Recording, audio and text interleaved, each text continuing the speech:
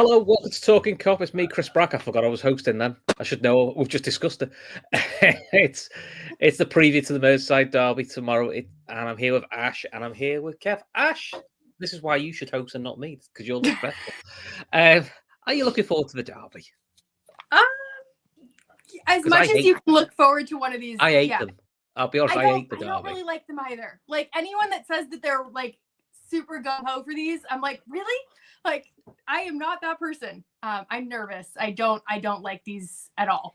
I just like, I don't know. There's just too much noise. Like, I prefer when we can just focus on the football. Yeah. Well, Kev, it's the last game at the Old Lady for Liverpool and Everton, because we're not going to get driven in the cups now. We've made sure that won't happen. That's possibly why. Yeah, I think that's possibly the reason why. Playing them there once is bad enough. But are you looking forward to it? Nope. I'm the same as you guys. I hate this game. I hate everything about this game. But the pressure is on this game now because of the decisions that were made at the weekend. Understandable, but all of the pressure is on us to get a positive result. And the only positive result in this is 3 points. I was going to say 3-0, but 3-0 would be nice. But yeah, 3 points. 3 points is a must. Have to win. I mean, a draw for me is not acceptable. They're a poor side, and if we turn up and just play the game that's in front of us, rather than get involved in the theatrics and the noise and the drama and the vitriol that's going to be in the ground, then you can lay yourself into all kinds of problems, because the last thing you want to do is get drawn into a game on their level. And which is what they'll do. That's what they will do. And they're very good at doing it. Yeah, which is what they're happened very last good at doing it. Yeah.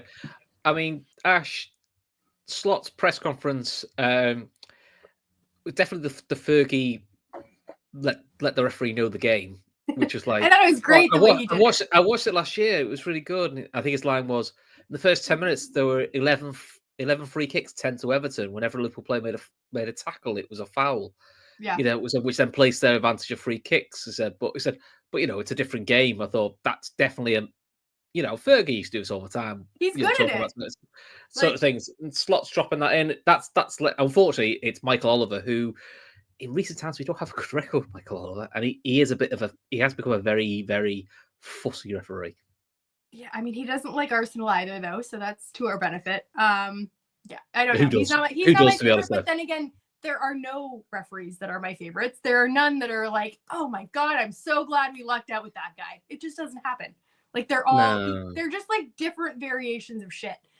Yeah, I don't know. I mean, it is what it is. Like, I don't think you can be looking at referees and being like, that's going to decide the game. I hope that's not the case. But I do think that Slot is very clever. I mean, he brought it up twice in the press conference. It wasn't just the one time. But I think he's clever in the way he does it. He doesn't attack the referees. He just sort of like subtly slides it in, so it's out there in like the universe, and they know it's there. It's out there. It's quoted, but not in an aggressive manner. I mean, Kevin. Exactly. I think he used the phrase, "We need." Was it cool heads? But was it hot legs? Yeah, warm legs, hot legs, cool heads, or something along those lines. Like that. Something like, which basically is, as much as it was a much changed side, that's what we didn't see at the weekend, which is get second balls. I mean, the way they're playing Everton with the injuries they've got, Beto was there, obviously got to be their front man because all the other ones are injured. So you don't need to get into a fight with him and have to dominate him or have to try and get, you could almost, in a weird way, let him get his flick on and get the second ball, because he won't have many options to flick it onto, because Everton are quite limited with who's available for them at the moment, especially in attacking areas. I think pretty much the front three that started against Bournemouth will be the front three that starts against Liverpool. The only option really is Harrison as an option on the wing. Possibly. But look, the one thing with Everton, with pretty much most David Moyes sides, don't give them set pieces. Don't give them opportunities to put balls into the box. They're very good at it. They always target Alisson. They always target him within swinging corners, trying to put one under his nose. You just go and play the game you want to play. You starve them of the ball. You don't give them the ball. You make them run, and you make them chase, and you break their hearts, really. First goal is always going to be key, but if you go one down, you can't lose your head either, because they will. The ground will absolutely explode if we go one down. But if you starve them of the ball, take the sting out of them in the first quarter. It's all the old cliches. Take the sting out of the crowd in the first 15, 20 minutes by not giving them a sniff. And then just ease yourself into the game. There's a lot of players. I mean, in our last 5 on paper is 3 wins, 2 losses. So, yeah, I think we've got 2 wins and 10 at Goodison. Yeah. No, but I'm on about it's not a great record. I'm just talking about our last 5 games. Ah, right, okay. Happy at it with context, but on paper it's 3 wins, 2 losses in our last 5 games. So, and the overwhelming majority of the players that are going to be involved tomorrow night haven't played in a week. So they should be fresh. But Everton will probably go with the same again, or as close to it as what they went to at the weekend. And, we really do not have any excuse not to come out of that with 3 points. And the context, it's huge. It's a 9-point gap on level games played. And we've seen today Kai Havertz picked up an injury. I don't get why sides go away abroad for warm weather training. You're changing the climate that these players are playing in. It makes absolutely no sense whatsoever. They're going to pick up knocks because it happens so often and they can't afford to do it. But a win tomorrow night puts us in such a strong position. Yeah, we've got tough run of games coming up. But if you're going into that run of games on the back of having a 9-point gap, your chest is out, your shoulders are back, and you're bouncing into it. You suddenly go into that run of games with 6 points, and you're looking over your shoulder at any possible mistake, and they're getting really close. Tomorrow night, the pressure is huge on us, so we've got to handle that. Yeah. Plus, actually, with this leading we've got 5 games in 15 days before we then have I think it's a 5 to 6 day gap before the Champions League. It's a tough run, we all love 5 wins out of 5. Realistically, I would say if you get minimum 11 out of these next 5 games, you're probably okay. But the first game of this run sort of sets a marker down for what we're going to do. Yeah, definitely. And we've had this conversation multiple times over the season. This is a tough run of fixtures. And this team has risen to the occasion. I hope that they do so today or tomorrow, rather. I think everything Kev said is spot on in terms of getting the first goal, quieting the crowd. It is going to be feral there. It's going to be absolutely feral. And I was looking at some of the records, and it's dead even between Liverpool and Everton for wins at Goodison Park. And whoever gets this is going to have the bragging rights going forward. And I guarantee you, everyone knows that. Yeah.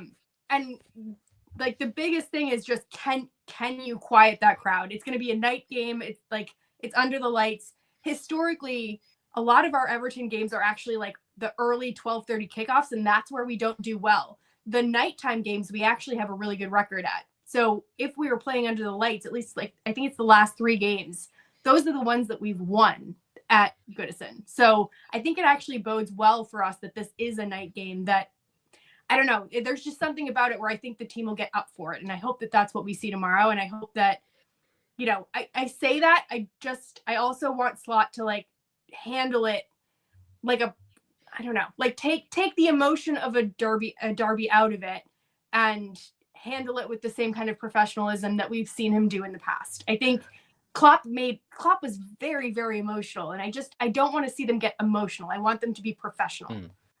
Yeah, you want to see them handle it probably like how Arsenal would handle Everton, because there isn't that rivalry as such. Whereas probably for Arsenal, it's Tottenham's a different beast to them than it is for us. There's just certain teams that you just have that sort of vigor and fight with.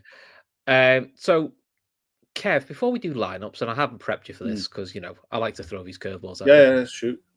What's some of your best derby moments at Goodison? Could Don't be ask goals, me, mate. could be wins. Mate, Origi's late winner. is right up there. That was at Anfield though, mate. That doesn't count. Was it? Yeah, I don't really care then because no, you know, I don't remember the Suarez celebration. Mate, you could tell me anything and I won't remember it. It's I think it's the Salah Puskas goal that for me, like that, the snow and the dribble. I don't know. I have the attention span of a goldfish when it comes to stuff like that. Why do you think I don't go on quizzes? I can't remember the game before Plymouth. You don't go on my quizzes, but that's a different. Genuinely, I can't remember the Spurs game, and that's the truth. I cannot remember the Spurs game. I remember nothing about it. I remember the scoreline, but I don't remember anything about it. Don't remember the goals. Nothing. There's definitely the Luis Suarez celebration after he scores, where he dives in front of David Moyes, which is quite funny. David Moyes found it less so funny. Sam Tandy's got one here. Dirk Kuyt's winning penalty. I think then a minute later, Carragher WWE slams Lescott to the floor, doesn't give away a penalty, which was always good fun. There's the Manny late winner, 16-17, which we got a Christmas song out of that, and it lasted for a good 3 or 4 years, which really annoyed them. And my personal favourite, Gary Mack, 2001. Oh, the free kick. The free kick from miles away. Everyone was expecting him to put it into the box. You know, well, he had a free kick a minute earlier. From there, you had to, though. He had a free kick a minute earlier where he did put it into the box, and Gerrard saves Hippier's header. Who was in goal for Everton that time? You remember? Gerrard. Paul Gerrard, is it? It was Paul Gerrard. And then a minute later, he gets a free kick, simple position. Why he went for it, who knows? But it's one of the best winning goals you'll see in a derby. Yeah. So, all good fun and games. Right, let's talk about lineups, because, correct me if I'm wrong, I think 10 of the sides pretty nailed on, and there's one dubious one that we can debate. So, do you want me to start giving? There's one other question mark. Okay, I'll start going through a lineup, and we'll jump in where we think there's a debate. Alisson in goal, no debate there, I'm assuming. Robert left back. Correct. Usual two centre back of Konate and Van Dijk. I'm assuming Bradley over Trent, because Trent's only done like a one proper training session, so I don't think he'll start. No. Yeah, that's the other question mark for me. I mean, I think because Bradley had the weekend off, because Trent's only had, I think it's 2 sessions now, because I think he did today as well. I think today was his first full session. I think they said the other one he did bits. Yeah. Which says to me, but he hasn't been out for like a huge amount of time. I mean, no. I think, it's only been about a week. So the idea of throwing him straight back in is not completely foreign. No. Like, I wouldn't be surprised. The only thing I'd say on that is I think what happened with Joe Gomez at the weekend might have gave them a bit of a pause and say, look, Conor Bradley's fine. There's nothing wrong with it. He can play. There's no trouble about putting it. The only question mark is you're putting Bradley in. Ndai looks a decent player. He's their main focal point. Yeah, he's their main focal point. So Bradley will have to be on it for him. But other than that, I don't think they'll gamble on Trent because it was a muscle. If it was a knock, where he just took a bang or something, they'd say, yeah, okay, he'd be fine. But because it was a slight muscle issue, I think they'll probably give him until the weekend, let him bed in properly, see how he recovers actually from today's training session first, and go from there. But yeah, I just think you'd be safe for going with Conor Bradley. Yeah, sad for Joe Gomez. I think Slot said he said it's the same leg he injured, but he wasn't specified if it was the same injury. But he did seem a bit more worried, and hardly surprised by it, because you've got to be fair with the new medical staff or the new regime. It's not too often we get these like breakdowns and issues like that. It's the first one they've probably seen. So, but like I said, new player. Midfield wise, we had Jota too, where he came back and then had that sort of immediate reaction to playing. So I mean, Jota would have that with any medical staff. I kind of feel like, unfortunately, Joe Gomez and Jota sort of fall into that category. Where I know that a lot of times it's impact injuries or things like that, but in my mind, both of them kind of fall into the category of injury prone at this point in time. You can never trust them to stay fit. No, that's the problem. It's not their ability. It certainly isn't their ability. it's the availability is a real issue now. It really, really is a big problem. It's sort of like a fool me once, fool me twice. We're kind of on like the fool. Yeah, but 32 times down the road, and you're sat there like, yeah, we have a decision here now. Yeah, I agree there. Yeah, that's right. Then midfield wise, I think it's Gravenberch, McAllister, Soboslai. I don't really see why it wouldn't be. So. Especially with Jones traveling, but then not feeling like he was 100% fit. So at best, he's going to make the bench. Front three, I think Salah and Gakpo are nailed on. Mm-hmm. And it's who goes as number 9. For me, it will probably be Darwin because the other two played a full 90, and that normally is quite telling. I think it'd be Diaz. You think it'd be Diaz? Personally. I think Diaz might move their defense around a little more. I don't think they're I don't know. I just feel like he's going to give them more to work with. I have a dog in the background that's howling, by the way. I apologize for that for anyone that's listening. I'm going to go with Diaz, and I'm going to mute myself real quick. The dog's fuming over that. Dog's like, what that? No. Listen, it's Diaz or Nunes for me. I don't think it'd be Jota because if we're being honest, since he's come back from his latest injury, it just hasn't quite looked like the Jota we're used to. Yeah. He hasn't looked sharp. He's looked really off it. This looks like this, whatever this injury is. I was like, really took it out with him. It just doesn't look... Because normally the one benefit of Jota coming back from injury was he used to come back and it's like he'd never been away. You know, he had that bounce back ability, but it just hasn't quite worked. I think you got a 50-50 with it. You can make an argument for both. The argument around Darwin Núñez is his work rate. He'll harass their centre-backs all night long, and he'll enjoy doing it. But if it comes down to that one moment, you couldn't trust him to take it. I would trust Luis Diaz to either create something himself or get on the end of something in the box. I just think at the moment it's a horses for courses selection. The way I think I'd look at it is, what are Everton likely to do? Are Everton likely to come and press with a front three, or their front three? Are they going to press? Probably not. They might do it at the start, when they're up, but 20 minutes, half an hour in, I think they'll look to contain as much as possible and look to hit the break. Yeah, if you're looking to maintain the ball, then I think you're better off doing it with Luis Diaz. But possible point, it could be either. I can't see a case for putting Jota in there. No, I think it's Diaz or Núñez. This is the thing: it's which Núñez you get. If you get the Núñez that played against Spurs, sound, because that Núñez caused problems. It moved him around. He was a constant threat. Or do we get the Núñez we've seen probably more often, which is slightly more ineffective? I mean, in terms of their team, so I've had a quick look at what their starting lineup was the last couple of games, and with the injuries they've got. So it'll be Pickford in goal. It'll be the Irish lad O'Brien at right back. Tarkowski, Braithwaite, and probably Ashley Young go to left back. So he's done well, actually. O'Brien at right back. He's more of a centre back, isn't he? But he is a centre back. Yeah, but he is a centre back. These days, centre backs playing full backs is a thing that seems to be a bit more regular. Yeah, it'll be Garner and Gay as the holding two, Decore in the 10, and Dye will be on the left. At probably Lindstrom on the right, or the other option is Harrison, and then I should be better up front. I think the new guy Alcaraz, who played at the weekend, will probably come off the bench. Milenkovic is a possibility, but he's only just back from injury, so it could be Milenkovic left back, and you can move Ashley Young back over to right back. So that's the other option they've got, really. Yeah, Mikolenko. I look at that 11, right, and Dye looks a talent. I haven't watched enough of him but the highlights, the bits that I've seen of him, he looks a decent player. His goal against City was very good. Yeah, Decore, he's not the player he was. I don't think he's a 10.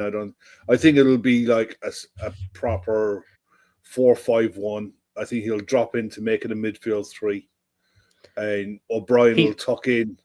He's always expected to kick on, though, isn't he? Decore out the 3. Yeah, but I think O'Brien will tuck in to make it and Lindstrom will probably drop back in to be a wing back. So I think they'll probably drop into a back 5. It'll be 5-3-1-1. off the ball, even 5-4-1 off the ball, like, and try to hit better and see if he can hold it up. But how long the crowd will accept that. And the thing is with derbies, you don't know how the flow of the game is going to go either. So anything can happen. You can pick up a fucking red card. You know, it could be a rash challenge and the game changes on a knife edge. You don't know. That's another reason I might not play Nunes. I worry about him being kind of the hothead. And I worry about them targeting him.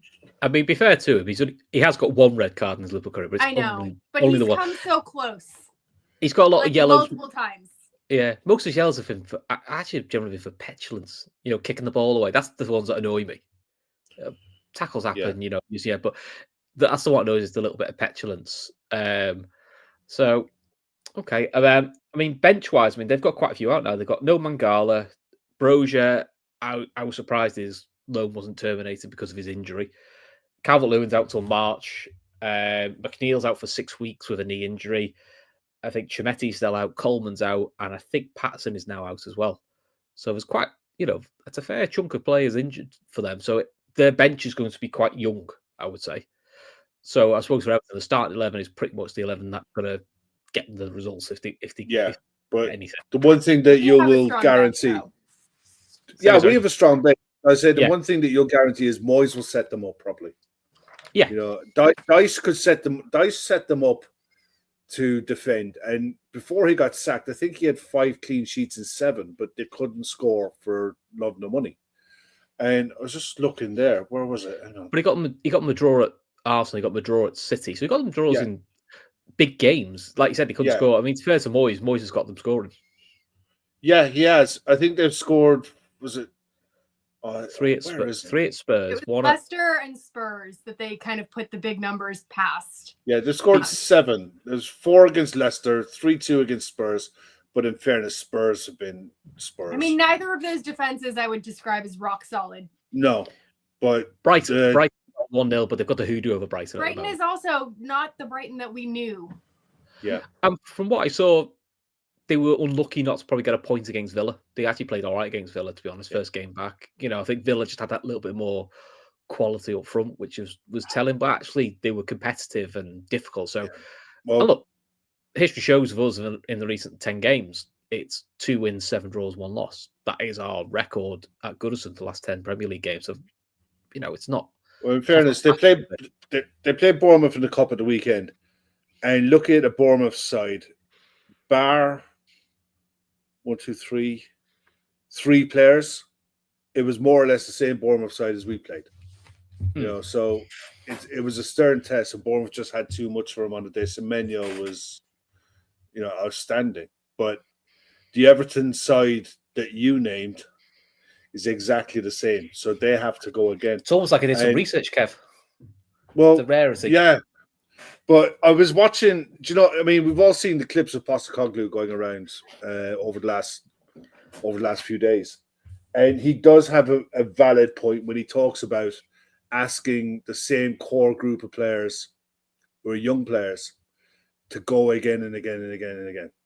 And the majority of that Everton side are either the wrong side of 30 or very, very young. They're in their very early. They're 40 in the case of Ashley Young. Yeah, but they're in their early 20s. So David Moyes is going to be asking these guys now to go again and again and again. It's fine at the minute because they've got the results, and the results that they've got at the minute are probably going to be enough to keep them safe. But hand on heart, they'll go into this game knowing that they're not expected to get anything. Yeah, it's a derby, and they'll give it a right go, but they'll want to do their best to get a point at least. But we still have to make sure that we work every ounce out of their legs, and the way to do that is to move the ball quickly.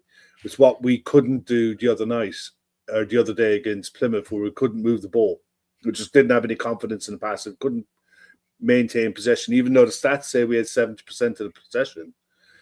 70% of the possession when you're not threatening anything is no good to no one. You have to be able to maintain the ball in their final third and then really work their legs. And the chances will come. We'll get chances in this game. And as long as we've got the players in good positions to take them, we'll be fine. There's nothing that I look at in those two lineups to say you shouldn't be going to win this game comfortably, apart from the fact that history tells you they drag you into the mire. They drag you into the mud, and they do their very best not to get involved in a game of football. They'll do their best to take as much time out of the clock as possible. And Slot needs to be on Michael Oliver from the very fucking start. About time wasting, about Pickford laying on the ball, taking their times over throw-ins, you name it. They will use every trick in the book to take as much time out of the game as possible. And the players on the pitch have to be onto the ref.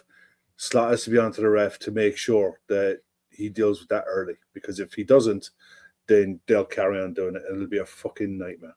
And they'll do everything they can to spoil the game, to try to make the game as stop-start as possible. Because a draw for them, they'll be fucking delighted. Because they will get a chance in the game. And that's what they'll play for. They'll play that game for that one chance in the hope that they take it. You know, and we've got to do our very best to fucking make sure they don't get it. Yeah, and Ashley's put in a stat that's going to please everyone. This fixture has the most red cards, 23, and the most nil-nils, 12 in Premier League history. So it's going to be 0-0 and 10v10 then. I think there hasn't been a draw in the last 3. So, do you guys, out of Medulla? Curiosity, do you guys feel more confident about playing this game now than when we played in December? Yes. If we were going to play it in December. Yeah, I feel more confident now. Okay. Yeah, because I think we've got more options available now, haven't we? Yeah. Okay. I think we were a bit stretched. We were a bit stretched in December, and I think we're playing better. You know, when we have their normal 11 out, it flows. You know, Dominic Szoboszlai seems to be playing with a level of confidence that he hasn't been playing with for a while. And the back two look really strong, really solid, really confident. And what I think, even you go back to the Bournemouth game, we're not giving up the quality chances that we were doing in some games in and around November, December. You know, where we went through a period of probably a month, 6 weeks, where we were giving away some decent chances in games. And Slot, you could tell Slot was kind of annoyed about it. And all of his post-match press conferences was like, yeah, we won the game, but we gave up this chance and this chance and this chance. It seems like we've really tightened that up now at the minute. We seem to be a much more difficult side to play against when we have our main players out on the pitch. I think Konate has a big part in that. And I think he was the player that we were missing along with McAllister for the potential clash back in December. And I think those two players, having them in our team, at least historically, has kind of been the difference between mediocre results or performances and proper wins. And I do agree. I think with Konate in defense, it just feels like a totally different animal. Yeah, so was what we were also 3 days after a very bruising game against Newcastle. So, you know, that also helps us a little bit. And Deco points out we got bullied in midfield last season. That we need to get that set early. We do really. You know, that's what we need to do. We also need to actually put the ball in the net because we had plenty of opportunities last year. We just couldn't actually get the ball over the white line. Yeah, and I've just seen it flash up. As Bob points out, you know, Liverpool actually have a potential to put a 12-point gap for Arsenal play again. You know, that's scoreboard pressure, isn't it? Because Arsenal don't play until instead of having a game in hand, we could be a game ahead of them. When we play Villa, we'll be a game ahead of them, yeah. But theoretically, we've got Everton tomorrow, we've got Wolves Saturday before Arsenal play again. Admittedly, it's at home to Leicester, so you'd expect them to win. But already, you know, being able to put that scoreboard pressure, and like we said, we've seen when we've been chasing City in the past, it does get to you eventually. And that's where silly results come in that you don't expect. So let's do some score predictions, and we'll have a bit of chat about Champions League and all that palaver, because it was quite exciting. So, Kev, score prediction, you know the rules. I think we 2-0. I think Salah and Gakpo. Fuck's sake. Great. Thanks, Kev. Just take my score again. Okay. That's all right. Ashley? That was my score too, actually.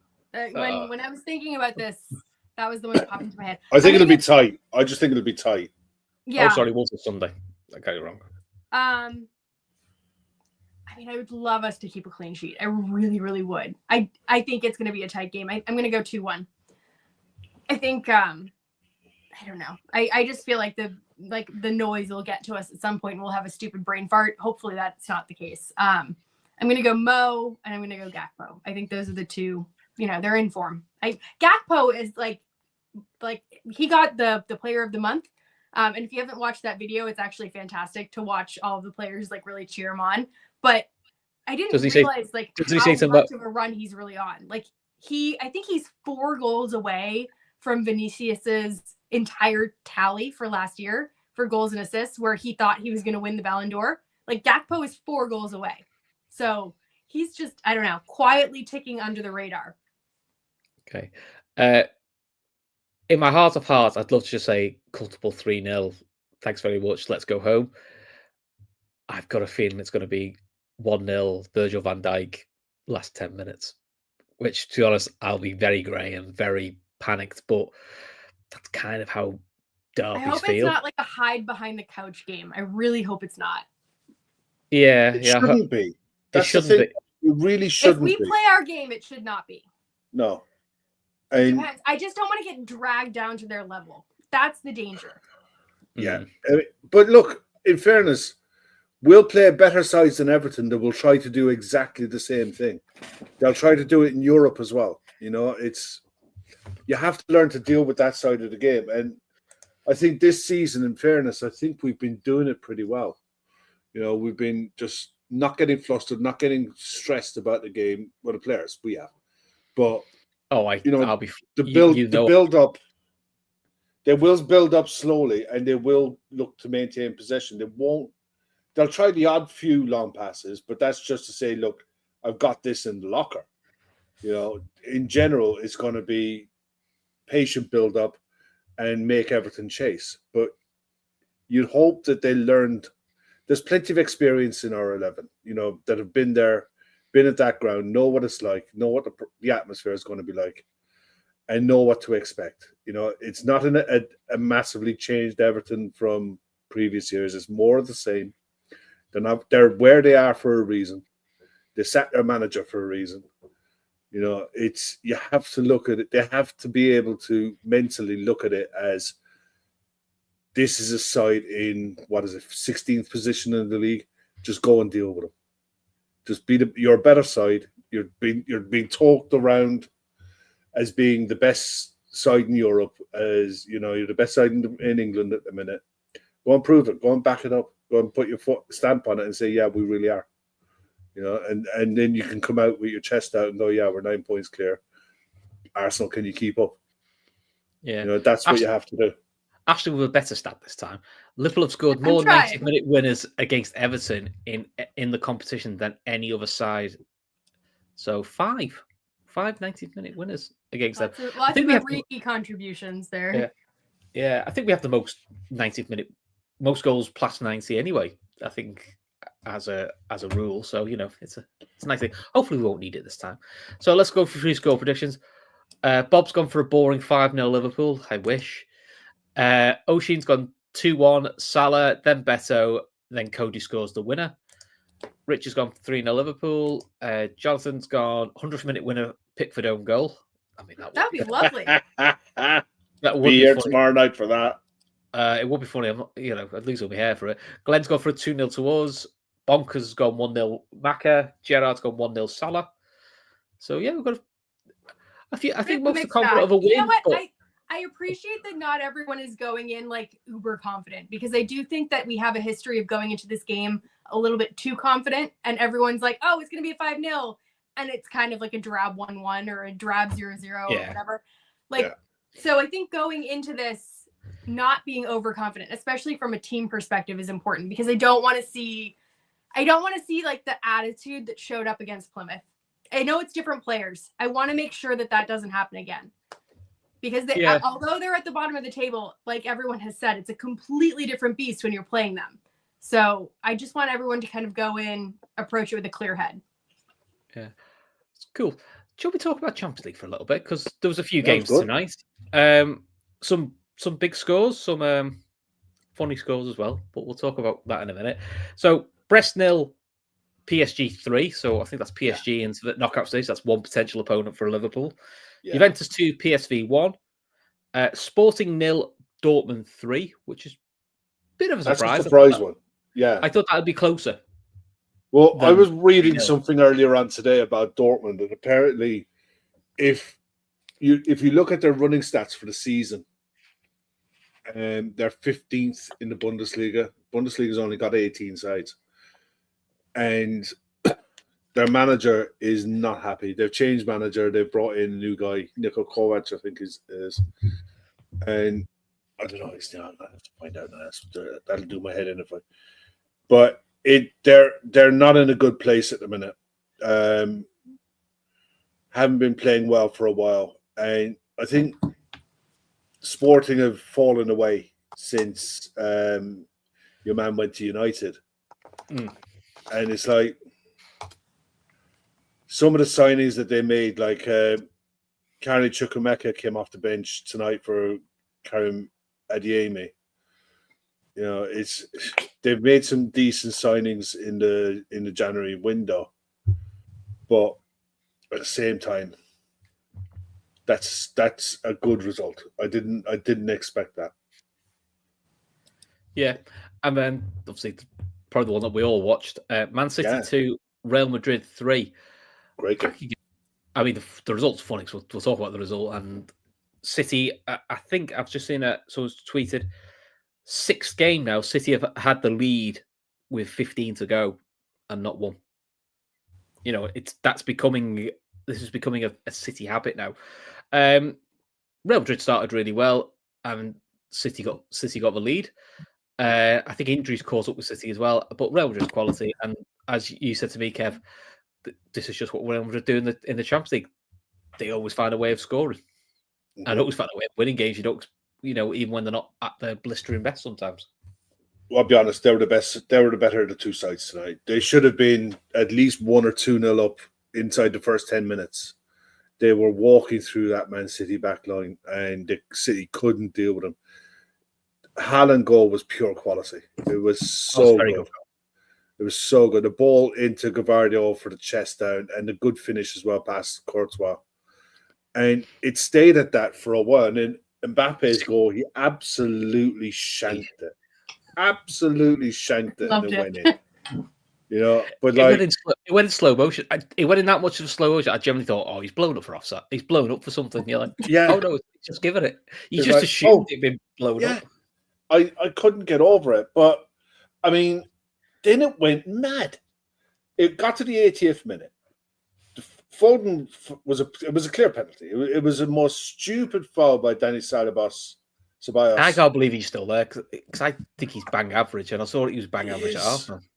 He is, but he's one of these players that you have in your squad, and when you're playing in the domestic league, he can come on with 20 minutes to go and rest one of the big boys. He is not on big money. You know, and no matter what people like to think, Madrid, they pay good money to their top players, and they got a fair few of them. But some of the squad players that are there, you know, is there to supplement it, and they're carrying a lot of injuries. So that was City back 2-1 on the 80th minute, and it was out of nowhere. Brahim Diaz got one on 86. You know, the ball came out. It was a deflection. Well, it was a shot that went in. It hit Ederson. Ederson didn't save it. It just hit him. It bounced out to Diaz, and he tucked it away. Nice goal. Nice finish. Ex-City player. Yeah, he got booed he only got booed when he came on. So that's always good fun. Yeah, 2-2, and you think they'll see it out. Like, they'll just see it out. But nah. They contrive another way to manage to blow a lead. I feel like they shot themselves in the foot for almost every single goal. They did. But in the 93rd minute, why is it that big a gap where Vinicius Junior can just run in? And I think I put a chat to you guys, which shows what I know about football, which is not very much. I said, fucking hell, Bellingham's been quiet all game. I think I put into the chat, why hasn't Ederson started for them in the league? And now I know. Yeah, now you know why. Because he comes into no man's land. You know, Vinicius Junior gets it past him, but you can see it's going wide, and Bellingham comes out of nowhere. It was so bad. It was like a comedy of errors the entire game. At 2-2, you're thinking, okay, at worst you see it out. But you're in the night. There was 3 minutes of injury time. You're in 92 minutes. You launch it. You have to launch it. It's just a poor decision. And fair dues to Bellingham for running it, for chasing it down. But what on earth was Ederson doing coming out of the area, coming out of his goal? If you're going to come out, you come all the way. Yeah. You come all the way or you don't. It's one or the other. And he got caught in the halfway house and he was made to look a fool. I mean, the beauty of it is their second leg, I think it's before they play us, is it? Yeah, they play Madrid on the Wednesday when we play Villa.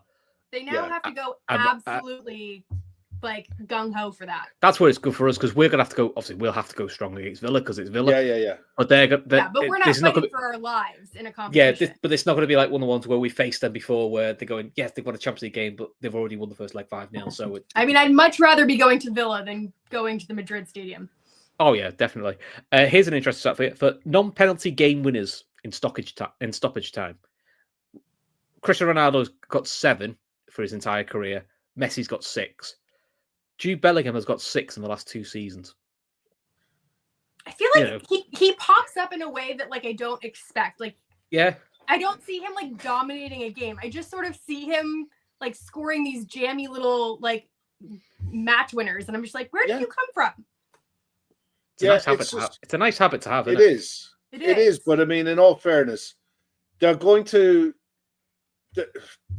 there, and I watched both of these. They both give up chances. City give up really good chances, and I don't think they'll have enough to turn Madrid over. But by no stretch, this is not a good version of Real Madrid, especially at the back. They're missing so many key players. I mean, I just looked there on the bench of what they had tonight. You had Arda Güler, who is a good player forward, Endrick, forward player. Then you're looking at a lot of young kids, a lot of their younger players. It's like they're down to the bare bones on what's available. You got Tony Rudiger's out. He might be back for the second leg. Carvajal's obviously out. David Alaba's out, might be available. Eder Militao won't be there. You won't see him until Christmas. And Lucas Vasquez is out until the end of February as well. So they might have a few players back, but I doubt they will. So I think City will go there with a chance. I wouldn't rule them out. It's only a goal. No, but then City lost Akanji tonight to an injury. They lost Grealish, but looked to an injury, and it looked like Ake went off an injury. So again, City defensively are also in that sort of realms of they haven't got as many options as. He's going to have to bring on that kid he signed that he thought he'd never have to play again. The one who can't speak English. Yeah, bless you. I mean, the best case scenario out of all of this is these two are capable of going on a run and winning the lot. They're capable of winning Champions League, both these sides. One of them is going out. And who would you rather? I would rather play City all day, every day when it comes to the Champions League. Too. It's just a mentality that Real Madrid have in this competition. That by hook or by crook, they just have a hoodoo over us too. But it's not just us; it's everybody. Yeah, it's everybody. They just find a way. They've got this mystique about the club that they're a ball ache and they're horrible. I was watching it tonight, just entertained by the game because I fucking hate both of them. Can't stand Madrid and I can't stand City. They're two cheeks of the same arse. They're both state sponsored. It's just a case of, well, allegedly, it's just a case of which state. They're both the same. I can't stand either of them, but at the same time, it was a really good game of football to watch, especially since I didn't give a shit who won or lost. I didn't care. It's nice to be neutral in a game where there is that much at stake, and I feel like that's the fun part about this round. Where I'm so glad we're not in this playoff round. I actually completely forgot that this game was even happening today because I thought, for some reason, I thought it was like a little bit further down the line, like in February. I didn't realize it was this early. Yeah. So yeah, I'm just having a quick look. I'm just having a quick look there at the games tomorrow night. I mean, look, tomorrow night. Bear in mind, tomorrow night the kickoff is 7:30. So it's usually it's 7:45, 8:00. Don't be turning in because you've missed the pre-match program on whatever. I think it's BT Sports 1, TNT Sports 1 over here are showing it. And you're like half an hour into the game, like what the fuck's going on? But yeah, 7:30 kickoff. But the Champions League games, Bruges against Atalanta is a tea time kickoff. Then you got Celtic, Bayern Munich. That'd be a good game. Feyenoord against AC Milan. Monaco, Benfica. Monaco, Benfica is the other one we can potentially play, isn't it? Yeah. So I mean, at the end of the day, Munich should go through. The rest of them, Atalanta should go through. I think the other two are definitely pick'ems. You can make a case for Feyenoord or AC Milan. You can make a case for Monaco or Benfica. Who would you rather play? Don't care. Not PSV. Not PSV. I wouldn't even care if it was PSV. It wouldn't be bad, but I think that if you were picking out of the group, you'd choose out of the group, yeah. I'd rather PSG pissed off to the other. Rediscovered his scoring form as Yeah, well. he's Which playing well. You just don't need it. Yeah, I'd rather PSG pissed off down to the other end of the draw and let Barcelona deal with it. That'd be nice. And Arsenal and all of them. Yeah. Yeah, go down there. But I'll be honest, I don't fear anyone in Europe. I think straight up, Bayern Munich are good. I think Bayern Munich are the dark horses in this. Nobody's talking about it.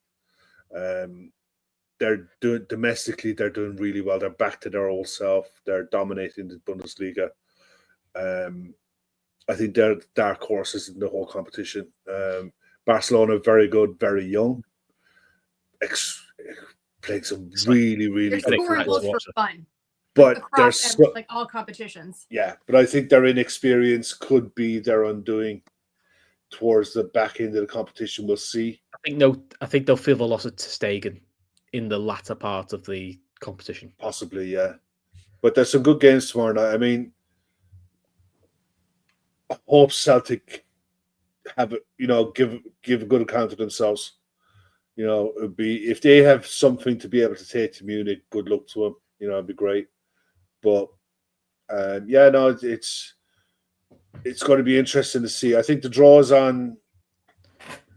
Is it the day after the second or the Friday after the second leg? As to who gets normally because they'll do it Friday, so they'll get. They'll wait until the games are done. Yeah. Because there'll be the conference and the Europa League playoffs, which I don't think they're. I don't feel like there are any exciting ones in those ones. I might be wrong. Just having a quick look there now. Is Exeter still holding Forest? I think they're tied on extra time. Are they still tied? I haven't checked. I forgot. Do you know what? I forgot. I forgot about the FA Cup now. So. I think they're still tied. 2-2. Exeter are down to 10 men. Turner was sent off. They're on 119th minute. Tayo Wani scored for Forest tonight. I think there was something where he got injured too, or something went wrong. Yeah, I don't know. I mean, I don't. Do you know what? Genuinely, I don't. I know that Plymouth got drawn against Man City, but my interest in the FA Cup ended.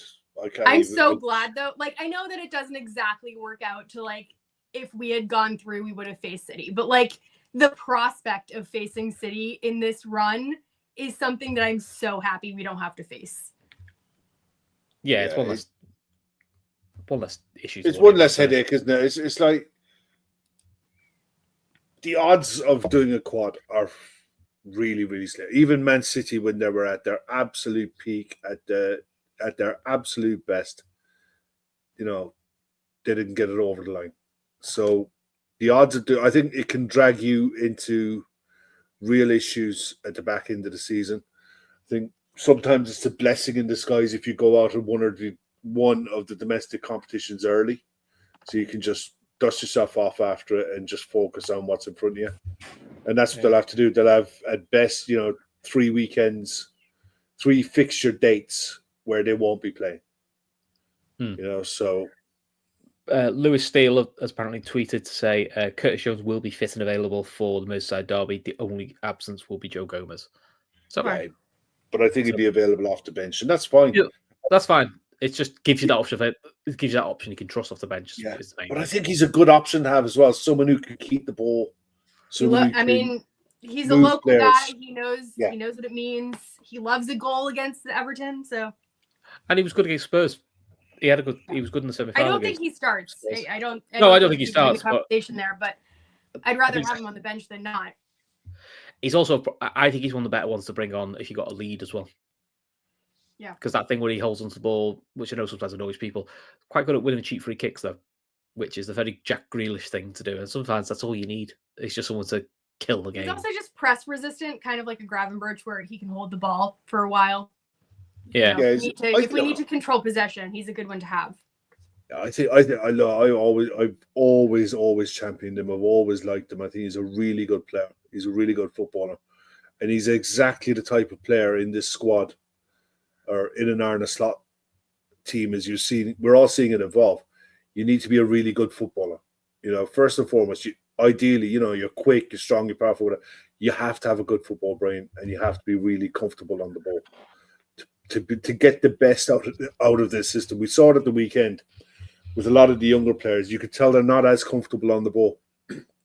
And it does show up when you try to play a certain way, a possession-based game. If you're not as comfortable on the ball as you need to be, you can get exposed. You can get found out, and it doesn't help. So yeah, I'm delighted he's going to be available. If he starts, he starts fine. But if he comes off the bench, it's a really good option to have. Cool. Right. Before we go, please subscribe, please become a member. $3.99. You get all this exciting stuff. You get to join the members chat, which is hilarious. It enlightens me every time. Very entertaining. There's a very little football chat. So if you're looking for football chats, probably not your thing. But for the price of a cup of coffee, like, trust me, you get so much more entertainment. Like, it is worth every single penny or pound or whatever it is that you pay in. Yeah, and also you get member shows where you get them early, and then we do release them later as podcasts. We do get members only shows where only members can comment. So it's all good fun. And more importantly, don't forget our charity partners, which is the Lighthouse Cafe in Dublin, which is helping feed the homeless, and fan supporting food banks in Liverpool. Our aim is to get to €10,000, 5,000 for each charity. So details are in the description below. If you can give, please give. If you can't, please share it around, and we'll try and get this money as quickly as we can. Rest of the week, it's our three happy faces plus Matt for post-match reaction, and then for the rest of the week, just hit the bell icon and you'll find us. And there'll no doubt be a preview show for the Wolves game and all of the fun and games. Kev, anything before we go? Nah, just looking forward to tomorrow now. Go into work tomorrow, get that out of the way. Come home, have a bite to eat, sit down, watch the match, chill, relax, enjoy. Nice easy time for you. I think I've got little ones football training and then rush back for the match just in time. That'll be fun. Yeah, Ash, anything else from you before we go? No, it's an earlier day for me. I think the match starts at 3 for me, so I don't quite get the under the lights experience, but I hope it's a under the lights performance from Liverpool. Jolly good. Right, until then, behave yourselves, have fun, and we'll see you all tomorrow. And hopefully we're talking about Liverpool being 9 points clear. Fingers crossed. Speak to you later.